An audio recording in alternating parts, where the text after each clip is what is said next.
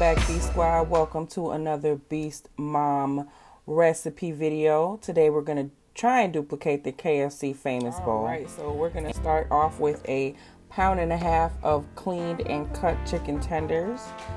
And I went ahead and washed those already and cut them up. And then we're going to put in, this is about the equivalent to 3 tablespoons of mustard. I just use that as a binding agent as well as for extra added flavor and a little extra crispiness when frying. And then you're going to put some lemon pepper. I don't actually measure my seasonings. Like y'all know, I let the ancestors tap me on the shoulder and tell me when to stop. I got some ground paprika. We're going to just sprinkle that magic in there. That's going to add a little bit of a zing, but not a lot of spice. And then garlic powder. I do not use garlic salt, because I do watch my salt intake as well as my kids, so we just put in a little extra garlic powder for some flavor there, and then black pepper. Now off to the side, I do have a bag, and that is about 2 cups of flour. I add in the same seasoning combination, the paprika, garlic powder, pepper, and lemon pepper.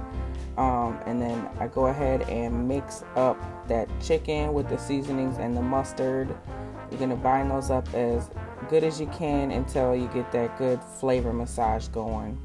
And pick up that chicken, drop it in there. I do it in portions about half, and I do combine that and get that flour all over. You don't want to miss a single spot, because believe me, when you fry it up, you will notice that you missed a spot with that flour.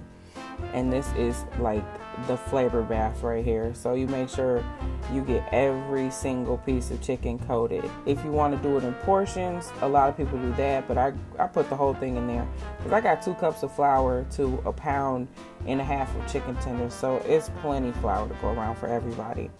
So go ahead and mix those up and combine them, get that flavor going.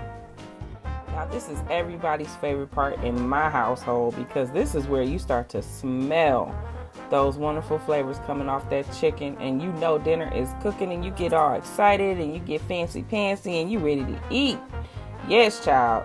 We go ahead and cook up them chicken boneless wings until they are hot and crispy, and you get that golden brown color, and you got to make sure that those things are cooked all the way through. It is chicken.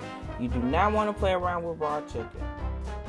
And of course, in a separate pot, I got some potatoes boiling. This is about 4 full-size potatoes that I skinned and boiled. I'm adding a little extra salt here just to get some flavor.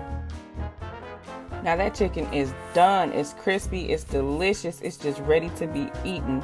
We're gonna go ahead and take that out and let it drain onto some paper towel, and we're gonna start these mashed potatoes. Now I can do another video on my mashed potatoes because this is my go-to recipe. I use about a dollop, I don't know what the measurement is on that, of sour cream, and I use 2% milk, and that's about, I'd say, 1/4 cup that I add. Maybe a little bit less, maybe 1/8 of a cup, but just enough to get it a little wet.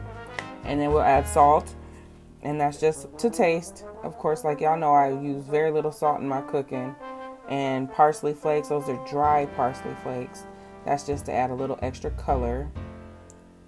And then you're gonna take some ground black pepper and add that in. That is for flavor and for color now, okay? And then of course, garlic powder. Oh, I love garlic. I put it in everything. So because there's garlic in it, you could even go so far as to call these garlic mashed potatoes.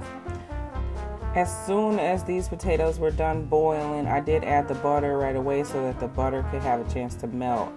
Just so you know, that's an FYI. And then, like you see here, we're mashing those up. They were really, really soft already because I let them cook for about 30 minutes.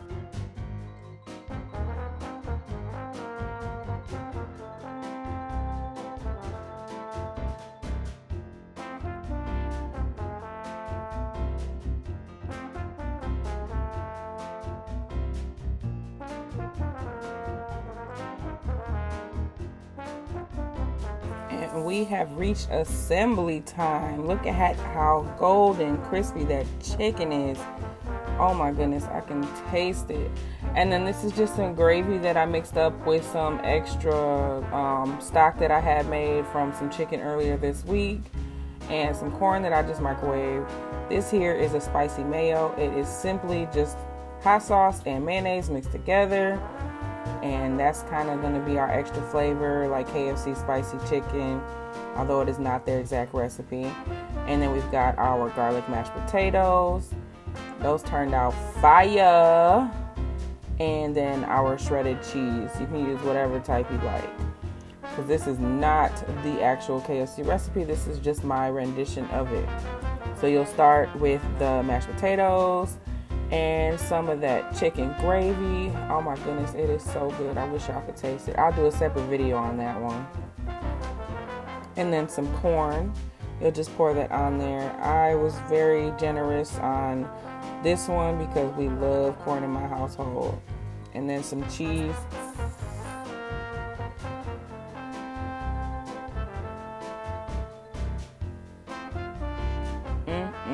Look at that cheese. I could have even went heavier, but I was not going to be greedy.